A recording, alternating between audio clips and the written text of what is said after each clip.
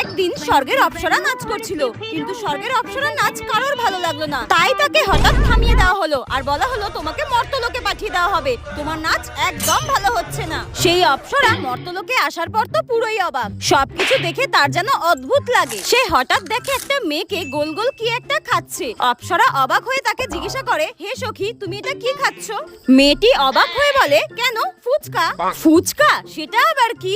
মেয়েটি অবাক হয়ে বলে, পাগল নাকি, আজকালকার দিনে ফুচকা খেতে জানে না, এরকম পাগল আছে নাকি? মেয়েটি অপ্সরাকে তো খুবই ঝাড়লো আর বললো, ফুচকা খাওয়ার সময় যত সব ডিস্টার্ব করতে চলে আসে, জানতো জান, বলে এইভাবে তাড়িয়ে দিল অপ্সরাকে। আর অপ্সরাও কিছু না বুঝতে পেরে চলে যায়। অপ্সরা মর্তে ঘোরাঘুরি করতে করতে হঠাৎ দেখে কিছু লোক নাক দিয়ে মুখ দিয়ে ধোঁয়া বের করছে, আর সেটা দেখে তো অপ্সরা একদমই অবাক। তারপর কিছু লোক তাকে জিজ্ঞাসা করে সে কে, আর সে বলে, আমি তো স্বর্গের অপ্সরা। এই কথাটা শুনে তো ওখানকার লোকেরা অপ্সরাকে পচা ডিম পচা টমেটো ছুঁড়ে মারতে থাকে, আর অপ্সরা ব্যথা পেয়ে কান্নাকাটি